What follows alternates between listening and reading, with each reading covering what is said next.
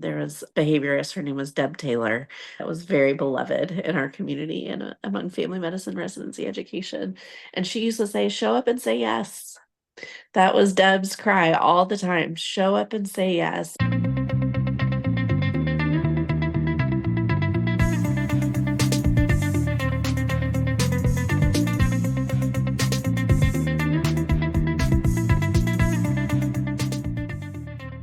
Hello, welcome to the Integrated Care Podcast from the Collaborative Family Healthcare Association. I am Grace Pratt, the production editor for the podcast. I'm joined by two of my superstar co-hosts today. We are missing Monica and Naftali, but we are going to take this chance to have a conversation that I've been meaning to having for a long time. That I'm really excited about. And there's no two better people that I could pick their brains about this topic. But first, well, I'll just spoiler alert, we're going to talk about being a woman in leadership in integrated care. So, as our icebreaker question, as we're going around with our introductions, I would love to hear from each of you about someone who has been a woman role model in your life. It could be personal, professional, anything in between. But what's a specific trait that you have admired from her and taken from her? So, going around the screen from my perspective, first we have Bridget Beachy. Yeah, so I'm Bridget, BHC out in Washington State, director of PCBH at our clinic, and I sit on our executive leadership team, and we'll be having my 2-year anniversary of doing that next month or maybe September. And as far as, when we were asking ourselves that question of who has been an influence, I kind of had a hodgepodge of folks kind of run into my mind, all the way from my 8th grade basketball coach who I thought she just did a really good job of being clear and kind and motivating. And then I kind of started thinking about my high school track coach, who I also thought was very fair. And sometimes for coaches, that's a hard one to get right. Is like is fair. Like she was, I feel like strict and tough, but not cruel in any way. And that's, for anybody who's been in sports, that's a very fine line. So yeah, no, there's not insults that are associated with that motivation process, but there is clarity and there's high expectations. So that those, popped into my mind. And then kind of, through grad school, there was a professor, and Dave actually did kind of like a fellowship thing with her. And she said what she meant and meant what she said. If she said she was going to do something, she followed through at a really high rate. And that always has stuck out to me as that's something that I aspire to. If I say I'm going to do something, then I do it. And we have a thing that we always say is GSD, so get shit done. A GSD attitude. She had a GSD attitude, and I absolutely love that. And then you can't not mention some other folks who our listeners are probably familiar with. Stacey Obide absolutely came to my mind.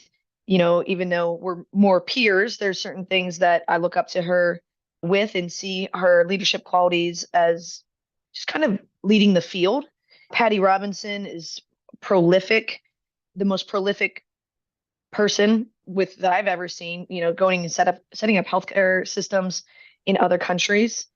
So those are the folks that popped into my mind. I'm sure there's more, but I'm hoping to take some qualities from each of these folks. I love that. A few years ago, there was an author that I really enjoy was spending some time talking about your life counsel.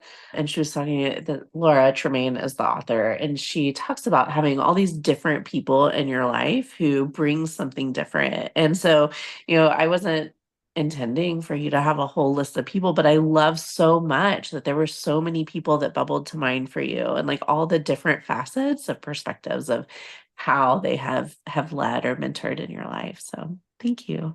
We also have Jen Thomas.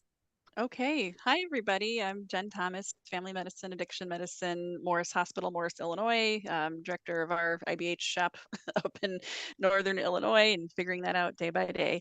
So great question. And Bridget, I love your answer because yes, so many come to mind, right? The professional team, the personal life context.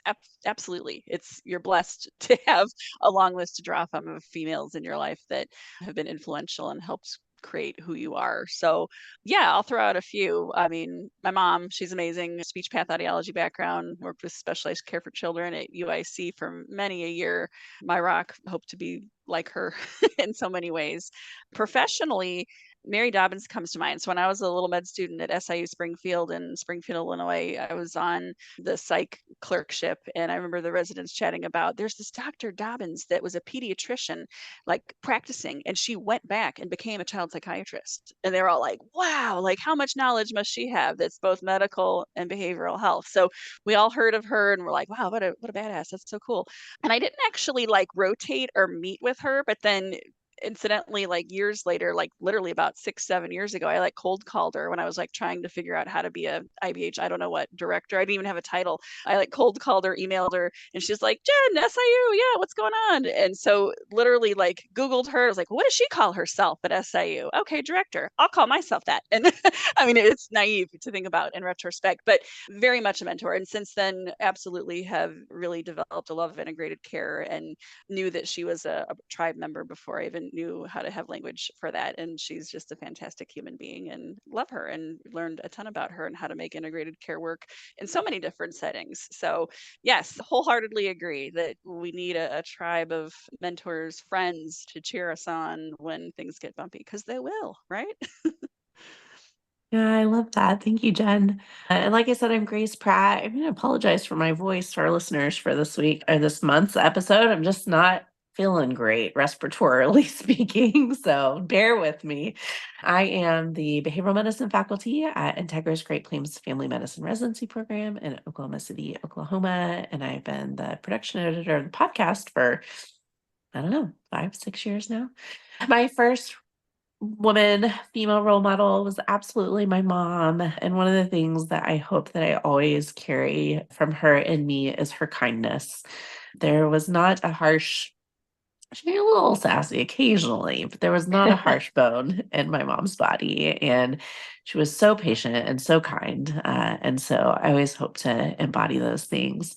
And then when I think professionally about mentors, I've been really fortunate. In my master's program, I had a faculty, her name was Cami Schwartberger at the time, and it's Gallus now, who had a strong interest in trauma-focused treatment, which is where I started to pick up that thread and integrate that into my work. And then in my doctoral work, Dr. Angela Lamson was a pioneer in medical family therapy in my little niche part of the world of integrated care, and was just so thoughtful and kind in her feedback. One of the things about working with Angela is that she's very, very bright, and she's very like, she just gets things immediately, but also it doesn't make you feel stupid. She doesn't talk down to you in that. And she can get straight to the point and can expect high things from you, but in a way that doesn't feel like pressure, which when you're a, little grad student trying to write a dissertation is exactly what you need. Because I certainly had enough internal pressure on myself, and the encouragement from her kept me going. And then the last one I would say is a friend of mine named Kelly Roberts, who I think some listeners and some people in our field know. Kelly actually was in my job that I have now, which, by the way, what is today? The 26th? Or 25th. In 3 days, I will have worked at my job for 10 years. I'm having a big anniversary. Yeah, thank you. Thank you. It's very exciting. But before I started, Kelly was in that role temporarily, and she kind of knew of me from when I was in my master's work and brought me alongside and encouraged me to apply and encouraged me to do it. And Kelly is a person who is a connector of people. So she's always looking for connections, and she is a fierce advocate. Like, she has done so much for our state in terms of advocacy around Medicaid, around, she was a big advocate in working towards Medicare paying LMFT licenses. And she's an amazing advocate, but in a way that she's so darn friendly about it. Like, you can't help but want to make whatever Kelly's advocating for happen. So I just really love and admire, and I'm thankful for her.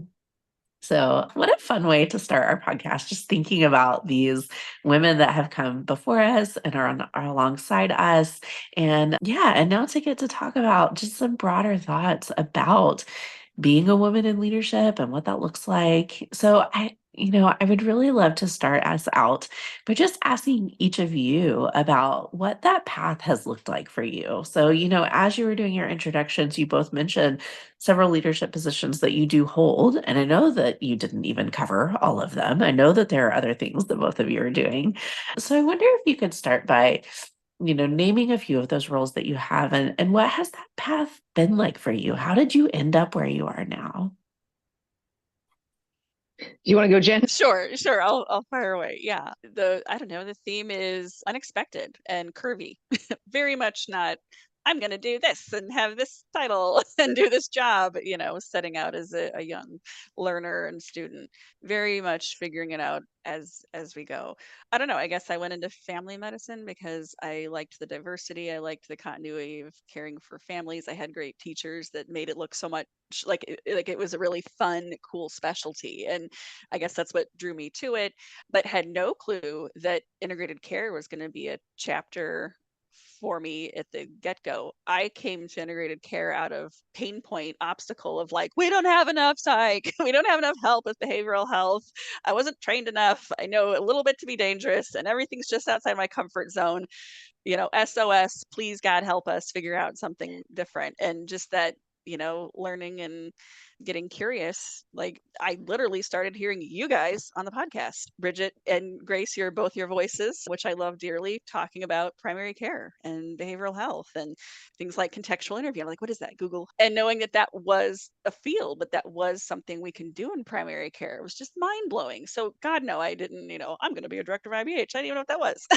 So it's been, but then such a sense of gratitude, even to just lean into CFHA medical director role. I still can't believe that that's my title I share with Laura Sideri, because like, wow, imposter syndrome. But just trying to be genuine to the, okay, I God knows don't know anywhere near to everything, but I can tell you about my little itch and what we do in primary care and the pain points of being a provider in this environment. And it is messy and it is tough. And the primary care workforce of providers is a sometimes very miserable crew of overworked, burnt out, disconnected from the why and the passion. And for me, integrated care has been the thing that saved me. I don't know. I mean, would I have quit being a physician, prior to COVID, when everything was hitting the fan and burnout? I don't know. I probably had too many loans to actually do that, but I fantasized like maybe I'll go be an art teacher. Maybe I'll go, I don't know, live in a cabin, all the stuff. Cause it's just, it's a shame because you think about all the time and money and resources and education to get to be, and it is a privilege to be a physician, but man, it's just different than what you thought it would be. But I guess I'm just really grateful to be at a point when my life, my journey of like, I don't know, I want to leave it a little better than I found it. I think we have the opportunity to come together as a primary care workforce to improve some things and work together as teams. And that's what I love about CFHA. You guys are living that and you have such experience in that. And I just gained such energy and inspiration from hearing how you do it in your shop, your neck of the woods, applying that where I am, and then passing that along to somebody else. Okay, maybe you're at the beginning, but good for you. And you can do it. Don't wait. Don't wait till it's perfect. It never will be. Jump in because you'll never do it. Right, Bridget? 100%. Yeah. So I yeah, how about you? love what you I want before Bridget goes, I want to highlight something you said that I think is so important, Jen. I love what you just said of like, well, this is what I know, and starting from that experience and starting from what you did know, and even knowing that there was plenty of things that you don't know, but looking for, okay, and the other thing you said is like these pain points, like you see these little things that are problems that maybe I can help move this forward. Maybe I can help in this area. And that experience makes you so relatable. And that's one of the things that I love that you bring, to our group on our podcast. Like you keep saying you the podcast, but like also you the podcast. Okay. Of like yeah, I've been there and this is what it's like. And that connection piece is so important. I love that. Mhm. Thank you. Yeah. What's your path looked like, Bridget? It's so hard because our minds and our memories are so fickle, and it changes like, and it's not that you're lying, you like genuinely, tell your story, but like it's not overly factual because you're using what your current brain is like looking back on it. So I'm always like hesitant because I'm like, I don't actually know how it happened, but I was thinking it was, something along the lines of when, success is when opportunity meets preparation, or no, luck is when opportunity meets preparation, because I kind of feel like I was really lucky to be in some of the situations and see some of the giants of integrated care take an interest in myself and Dave very early. Where we did our internship at was Health Point, where Jeff Ryder was one of the leads there. And so when we stepped on campus and we're getting our orientations, he's doing the trainings, and then he was trained by Patty and Kirk. And when we graduated from Health Point, said, hey, there's a postdoc with Kirk at Central Washington Family Medicine. Or actually, he didn't say postdoc. There was one position that we ended up splitting in half and making it a postdoc. And then when we got here, people really liked our service. They liked what we were doing with BHC. And it was me and Dave and Kirk. And then there was another BHC. His name was Michael. He had been there about 6 months before us. And we were seeing a lot of patients and doing a lot of good work. So really, when we got to the end of the postdoc, there wasn't, like I said, that position that existed, but there was no question when it was really put on the table, it was like, oh, well, of course we're gonna keep this going. Of course we're gonna hire you and keep this going. But I think that was because the service was so successful at that point. So then it kind of, Kirk was going to be retiring. We had like, are we going to build this thing? And, Dave and I started looking around and with mentorship from Patty and others about what we wanted. So I guess we were all about building the service. Like in our brains, it was like, how do we make this service happen? And then before we knew it, we were in a leadership position. There was a lot of things that happened before that, but that was kind of the origin of the situation. And then advocating for ourselves and asking to be at the table and bringing things up over and over and over and over again. I think, I don't know, but CHCW, they maybe got to the point where they're like, this is just too difficult not to have Bridget there. And so it had me started attending the executive team like once a month. And then it was like just too annoying to kind of get me caught up to speed. And so they're like, yeah, maybe you should just join full time. And so it wasn't like a welcome arm situation per se. And I honestly don't even say this like in a negative way. It was more just like, we don't know, like, Yeah. we work with Bridget. She seems like she runs a great service. I don't know what that has to do with running like an entire, FQHC for why you would be there. But, 2 years later, I've had a lot of folks at that table separately come to me and say, I'm glad that you're here. So I don't know. Yeah. I think you get your eye on the prize and the mission focused and work your ass off. And people like people who say what they're, who do what they say they're going to do. They trust people who bring a GSD attitude. So here we are. Yeah. And you were blazing a trail on that. Maybe there wasn't a seat for IBH executive director at that table, but now they didn't envision it. But you being a part of that team, they're never going backward. There's always going to be a leader like you on the exec team. And thank God for that. A lot of systems don't even know what they need and don't know they need a chair there. And so it's like we have to pull up the chair to that leadership table, and that ain't easy sometimes, right? But hell yeah, good for you that you're at that table, and I'm sure you bring a wealth of fabulousness with your candor and experience. Heck yeah. Well, I appreciate that. The other thing that I just realized is in Naftali's second edition book, the PCBH Implementer Guide, Dave and I, it did come out like last year, so it's up until probably 2023. We wrote our entire 9-year journey for how we did it all. So nice. If folks were interested, I mean, maybe I should reread it at some point. Yeah. I did write it. Dave wrote probably about 70% of it. I wrote about 30%. And I did read all of it and I did write. But, I'd have to probably go. Selfish question. Is that on paper? I'm like a weirdo oldie and I don't do my Kindle like ebook anymore. Can you get that on a like print edition? I think I think Naftali was looking into it. I think him or Martha or somebody at CPHA should know. Nice. That's great. I hope we all read. Heck yeah, that's top of the reading to-do list. Yes, ma'am. You need to brush up on your own lore, Bridget. Get that backstory. I know. It's so like, I don't want to say like traumatic, but it was so windy, like Jen was saying, and it was so Yeah. it was so painful. It was Well, so painful. but like you Yeah, had your yeah, head down, focused on the work. yeah, Like you were not focused on, okay, here's the path to leadership that I'm going to yeah, take. Here's the yeah, path to this non-existent seat at the table. Like you were yeah, focused on the work. And I yeah. think so many of the opportunities that we have to lead or to step into positions of influence happen along the way and happen while we're focused on the work, but not because we're just like ambitious, like going for how can I be in charge? I think we all know people that just want to Mm-hmm, be in charge, and that's its own mm-hmm, set of problems. But when you have your head down and you're focused on the work and you're focused on building your programs and you're keeping your eyes on the mission, like things happen and time flies. And then I do think that sometimes there's an experience of looking around and being like, whoa, how did I get here? mm-hmm, mm-hmm. I Yeah, never knew that this is where life was going to Yeah, take me. and absolutely. the Yeah. it's interesting to use the word painful, I want to but hear about what was painful, Bridget. I'm so curious. Like, and in the because I can't help the let's go with the theme. What was painful about it? And do you feel like any part of that was with gender role? I mean, women in leadership, integrated care. Maybe not. Maybe it was all roses, and nope, it would have been painful depending on how I identify gender wise. I don't know. What are your thoughts?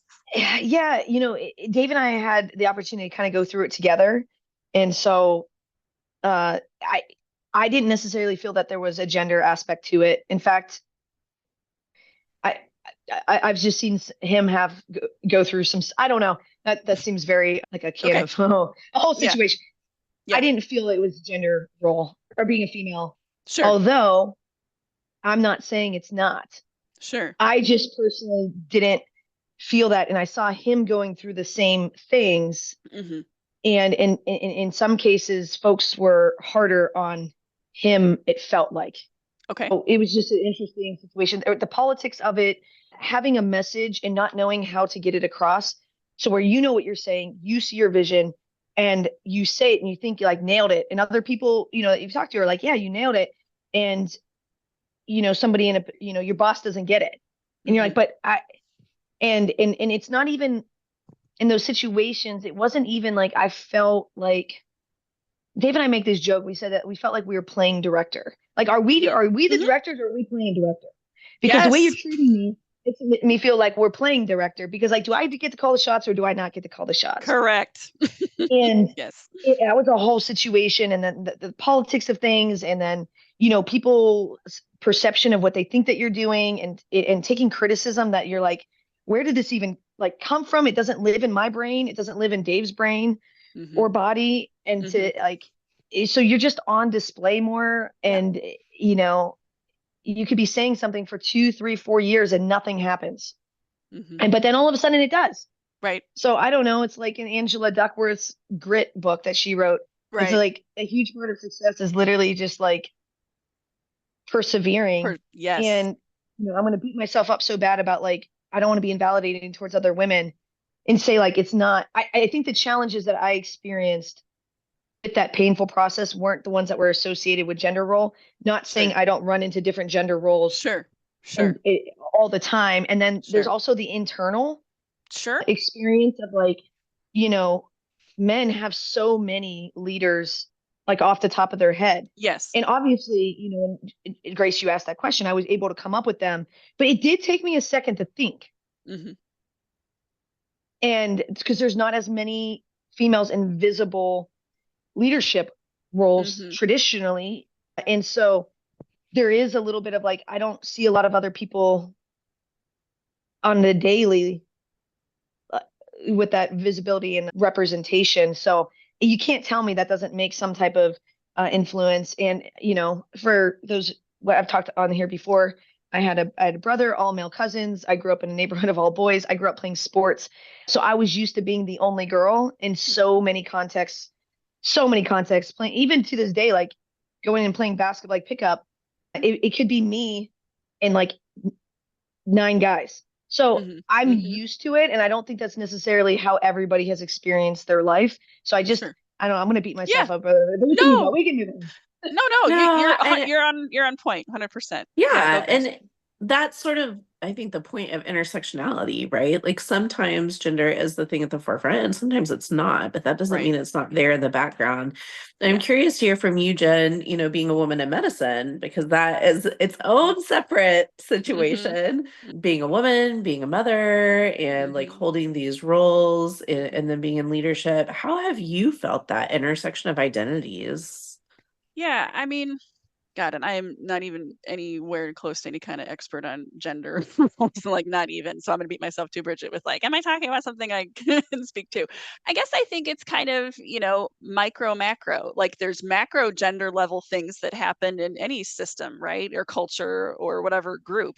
And then there's our own little neck of the woods and our internal system of our healthcare center, and so there's gender roles there too. So it's kind of both, and I think you can run into challenges on the big picture level that's even generational and cultural, and then just in your day-to-day work with who your direct report is and who your C-suite is and all that. So yeah, I mean, I think it can be kind of a swirl of, am I overthinking it, being a female in medicine or even in healthcare? Like, I don't know. I guess it just comes to mind in my system that, we're talking about gender and integrated care, women in integrated care, but just, healthcare workforce, the bigger healthcare workforce, that's predominantly female. Like when we include, physical and speech therapists, dental hygienists, nursing, I think we had a session once that said it was like 80%, and in my neck of the woods, my health system, we are vastly a female employer group, a group of employees.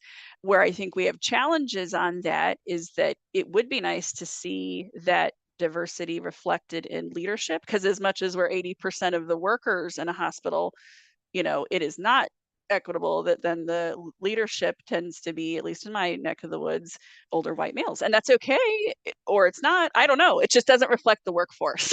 Does that make sense? It doesn't hold a mirror up to, okay, if we're 80% female, should we have 80% women in C-suite? We don't. I don't know what that means, except you can kind of sometimes infer, and it's subtle, right? Sometimes the like, well, you know, and I think we all get in our own heads with, like you said, Bridget, you say something for 3 or 4 years and it's like they don't get it. They don't, are they understanding it? Would they get it if it was a different mouthpiece, a different spokesperson representative, if it was a male saying it? I hope not. I hope we're not at that place in 2024. I have 2 daughters and I want to be like, no, it's different, you know, and I think it is in a lot of ways. But then you also have those like sad stories of like women who are assertive and outspoken.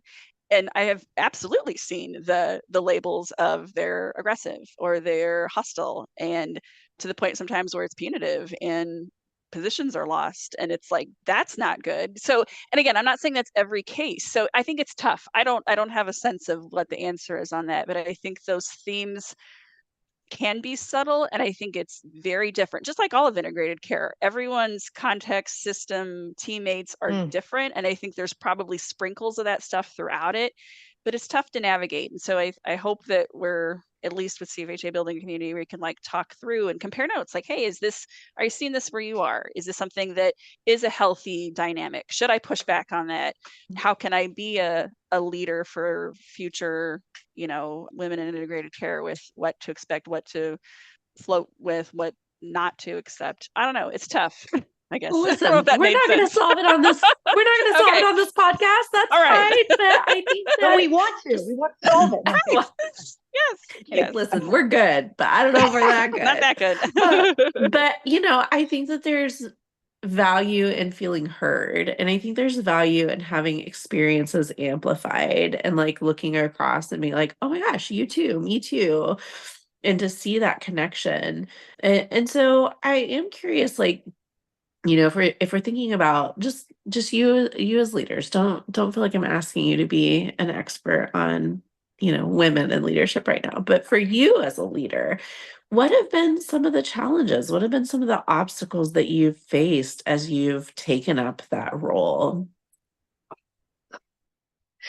Yeah, there's so many. So many. Yeah. Yeah. There's so many where it's like for me right now, it's very current that our organization has to make some big changes in structure and how we go about, like how many visits we have and how we go about things, ratios of support staff. And a lot of the changes with like clear expectations and productivity, it's stuff that Dave and I have been doing since day one, 8 years ago. And so BHC wise, we have very clear exactly what schedules are, exactly what the productivity is, back to Brene Brown, clear is kind, clear is kind, clear is kind. We have like a whole infrastructure with the BHCs. And we haven't across the whole system gotten to that point yet. And so I'm learning now that the best way for me to help BHCs, which is, my team, is like by helping the entire system get there. Because you can only flourish in like a healthy environment in one that is undergoing that amount of change so rapidly. So, there's no blaming, there's no whatever. It's just medical is having to experience a high level of change. Change. And so I'm looking at it, and that impacts the BHCs because they're in the system and they're coming to me. Well, hey, this kind of weird thing, or this, this person said this and this person said that. So I'm like, I have to figure out how to help our overall system move towards better change management for the service. So I don't know, it's like bi-directional. So it's like you have your vision with your team, but then there's an overall organization. And then when you do make that switch to executive team, you have to get out of the mindset of just your team. I mean, you should kind of be out of that anyways a little bit, but it's like a little bit more in your face. So yeah, straddling that line. And so sometimes I feel like I get so caught up in the big picture stuff that I lose sight of my team. And then other times I feel like I lose sight of the big picture stuff because I'm so granularly focused on my team. So that's been like a current challenge, and I'm still working through it. So, but then it does get some resolution when you know that these things are so, as a systems person, Grace, you're probably dying inside. If we run a better team, then we have a better system. If we have a better system, we run a better. So it's not ever separate. Mm-hmm. Yeah, but you still have to switch hats and switch roles and keep that focus, and that can be hard. And I think people tend to be either more of a big picture person or more of a details person. But to be a good leader, you have to be able to straddle both. And so that absolutely can be tricky. And like you said, you kind of came up in this one way, and you have like this passion area that you're going to advocate for and that you're loyal to, but then thinking about, okay, how then does that contribute to and is it impacted by the bigger system? That's a lot to hold in mind. Mm-hmm. Yeah. As well said. Yeah. I guess for me, like my individual, like right now challenge, I'm still like, and I feel like I'm a broken record years later of like defining the role of part medical clinician seeing patients in clinic Mm. and being a physician leader, and what that looks like in my system. Does the system get it? Do they value it? Do I have a clear job description? It's one step up the hill and a muddy slide down, and then two steps up, and then, okay, we're finally there. And then a year later, it's no, we slid all the way back 3 years. That happens like all the time. And I guess I'm just starting to come to realize that's normal. I used to think that like, well, I'm doing something wrong. I'm not communicating. I'm not assertive. I haven't defined the role, like it, and I'm like, I guess in talking to folks like you, fellow directors and in that role, I'm finding like, hey, when someone leaves, a CMO leaves or a CEO leaves, that change is part of the shtick. And so you might have to start over with building new relationships and building value and trying to come to terms with that and not feel like, okay, then I must stink at this if I'm having to really explain it and struggle and advocate and fight all over again. Because like, didn't we already do this? Didn't we prove the value concept is there? It's proof of concept, it's done, check the box. Like, no, start That's over. Yeah, Jen, well, that's part such of an being a leader is having a team, and then you're not the only one responsible for everything, which means like you gotta, think it can go in different directions or trying to wrangle people and manage those setbacks. I think that's one of the pieces mentally that shifts from going from being like, okay, I'm just me, I'm just in charge of me, to now I'm the leader of this team or the leader of this directive, is that if something does go wrong or fall apart, it wasn't just me, and it's not just on me to fix it. And so then how do I like marshal the group? How do I connect with this bigger picture of what's going on with all the moving parts without like, I think that probably many of us in this field in high school would have rather done the group project by ourselves. Like a lot of us would rather just let me do the work. It's fine. But when we're talking about being a leader in a larger system or a healthcare system, we can't do the group project by ourselves. Nope. We can't just Nope. like You cut gotta everybody get out and do along. it the way we want to do it. Works together. Yeah. And Yeah. you can't hold people, in my opinion, you can't hold people to the same exact standard that you have for yourself. You'll get yourself in a real bad way if it's like, Hmm. well, I did this Hmm. and I saw this many patients and I did, Hmm. I. Like that's not a very healthy way of like going about life, probably in general. Like you said, the group project was, well, well, it's like, well, that's not how, that's not how it is anymore. And the other thing that's, I think that is hard about this is like taking full responsibility while not like shaming yourself at the same time. So it's just like really fine line of like Hmm. everything that happens with my team. I take in my head, I feel like that is my full responsibility because it gets me in a mindset to be able to problem solve and open up and see things that I can never see before. And I feel like if I don't take the responsibility associated with it, I won't problem solve to my full extent. But it can't be in this like shamey, like Hmm. like it can't be in You're this not enough. shamey way. Yeah. Yeah. Yeah. Yeah. So it's like, okay, everything that happens to my team, it's almost probably like, well, you guys are the parents. Hmm. Let's see how we do. All right, let's see how we do. So as a parent, I would imagine you take full responsibility of your kids. But there's a lot of things that happen outside that don't have anything to do with you, but you still take responsibility for it because Hmm. there's, the outcome is related to you, but Sure. you have to be careful not to internalize the things that the shamey part. Like, Yeah. Yeah. is Yeah. that Yeah, true? you It nailed is. it, It Bridget. is. Yes. And it's a growth trajectory for the parent to come to terms with that. Because I think when the children are little, you take more personal ownership of, are they potty trained? Are they, eating a healthy diet? And then there's adolescents and teen years and your hair falls out with the stress of like, what choices are they made? And if they make ones that aren't the best, is it like, well, is it because you didn't parent them properly? They weren't raised right. Like, oh my gosh, yes, it's like that. But from, again, mentors, women older than me with kids that are now adults, they're their own people, and they're of me, they're not mine, right? They're their own, finding out their own voice and identity. And that's a tough thing to find, how to be that greenhouse of love and environment for them to discover that without the, I own you, I squeeze you, I helicopter you, because that's not going to work. Those kids have issues and those parents aren't happy, so I think it's tough. It's very much, yeah. You guys are Mhm. leader. I mean, if you think about parents are leaders, you're leaders of the Yeah. family. Yeah. And again, Grace, you being a systems person, again, your brain's probably exploding. It's like, systems are people and people are people and systems are systems and systems are systems. And so I know that's hard for leaders. And it was hard for me of like, just because something's not your fault, it still is your responsibility, but it doesn't mean Yeah. you have to be blamey and shamey either. But if you just kind of start being like, well, that's not my purview or that's not my problem or like that's not going to be, in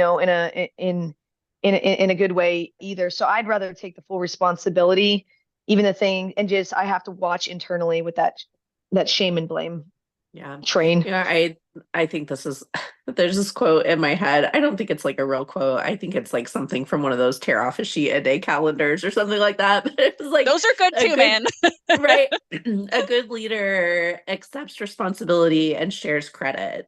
That we Love it. amplify the work of the people that are on our team and that we share credit, that we like I just think about relationships. I can never not think about relationships. And I think that is so critically important in terms of, who are your people and what are they good at and where can you amplify. Some of my favorite leaders, some of the people that I respect, I was talking about Kelly Roberts earlier, like she's always looking back and looking forward. And, she's forging a path, but she's also looking back and saying, who can I bring along with me? Who can I, encourage and mentor and connect with? And there's that piece of sharing the credit, sharing the accolades, sharing the successes. And also, like you said, without the shamey part, but just accepting responsibility for the harder parts of what we do. And I think this is true, universally, no matter what kind of team that we're talking about. But then it comes back to relationships. What are your people good at, and what are their goals, and how does your team come together? And how I deeply believe that there are ways to bring into alignment like individuals' needs and hopes and goals and dreams, and also the goals of your larger system. And when you do connect those things, people are going to be, more engaged and more excited and connecting to the meaning of the work too. And so there's that piece too of a leader as kind of the mission carrier and the cheerleader and the reminder of like, hey, this is why we're doing what we're doing, and let's stay focused on that. Yeah. And then one of the things that I was thinking about earlier when Jen was talking, it's a little bit of a double-edged sword, but when folks leave, you almost have to like you said, now you have to, we already had the proof of concept. Now, depending on the context and the position, it might be now you have to reprove yourself all over again. And there's the positive end of it is like as new people come into the system and you outlast people. So I too, Grace, you and I are spirit animals in this. I have my 10-year anniversary August 14th at CHCW.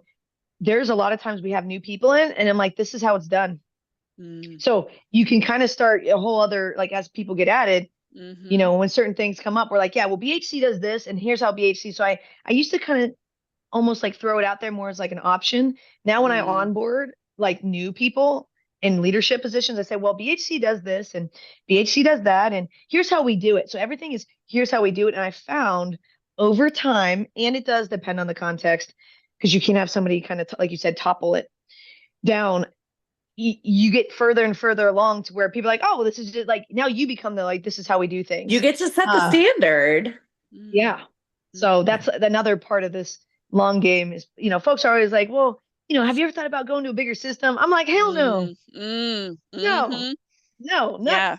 I ain't giving this up yet. I mean, maybe there'll be a time that comes, but not yet. And the thought of doing this again, like, not right now.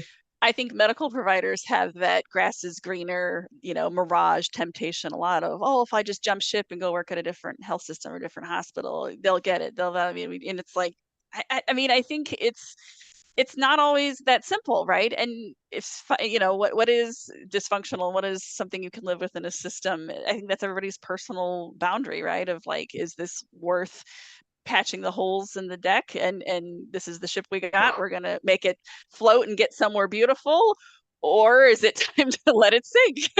I mean, I can't tell you how many conversations I have with colleagues of like, is this worth fighting for? And then there's all the personal context of, well, it's near my house and I don't want to commute to the city, and all of that stuff, and my kids go to school here in this district, blah blah blah. So it's all related. But I think end of the day, if you're blessed with a team, as am I, that like, hey, this is worth fighting for. It isn't perfect, but the idea is great. The idea of us working as a team and doing physical and behavioral health together, that's not going anywhere. That is something we can all get behind, and it's bumpy, but if we're going in that direction, then we're going somewhere good.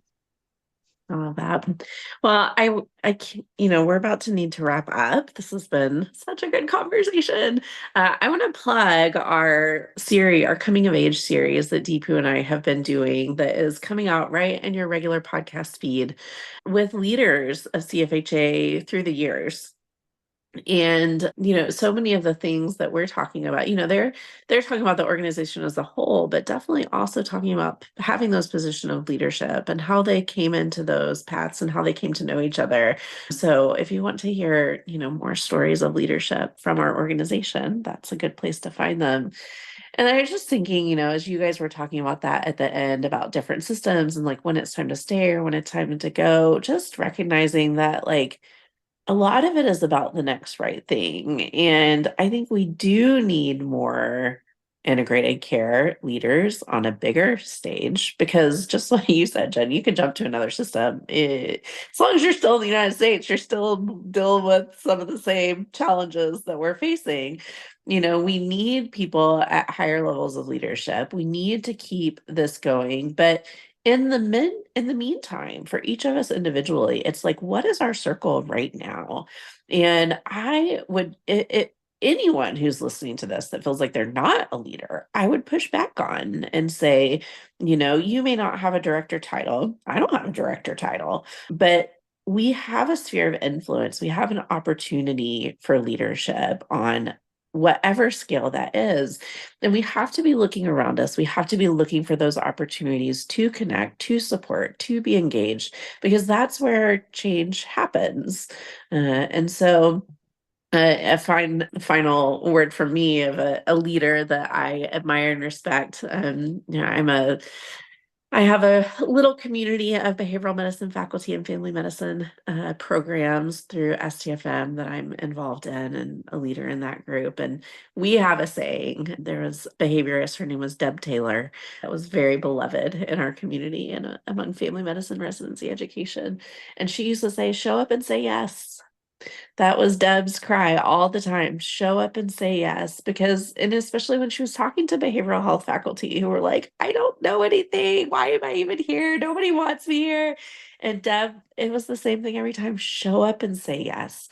And I think we can open ourselves to those opportunities. And both of you gave such good examples today of showing up and saying yes. You didn't start out looking for this path. You didn't start out looking for these roles. But I, for one, am so thankful for the positions of leadership that both of you are in and the impact that is making on your specific community and on the field and on me and on, everyone that comes into contact with that role that you have. And I just thank you for being willing to have this conversation today. I know it's a little bit vulnerable Same. and I know it's a little bit like, I'm not an expert in this, but you have so much to share. And I just thank you so much for telling your stories.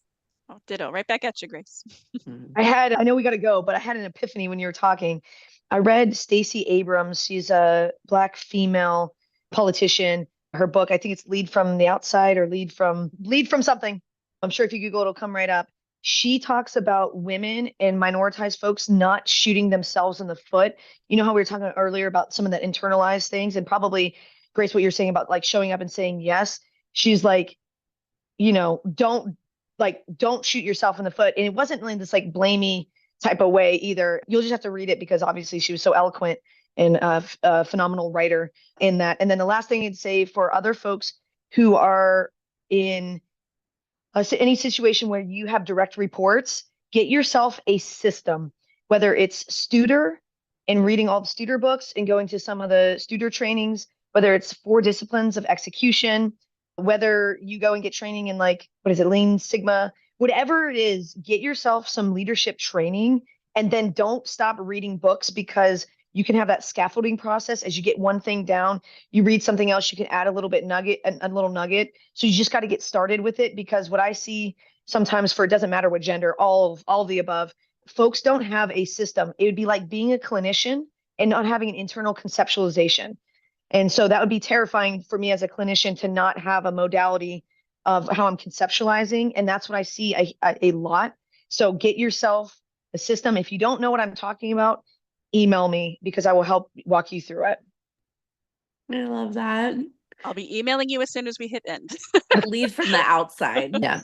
Well, this has been such a fantastic conversation. It is just the joy of my month every month to get to connect with our team. Thank you, Jen and Bridget, for being here. Thank you to all of our listeners, and we'll talk to you again next month.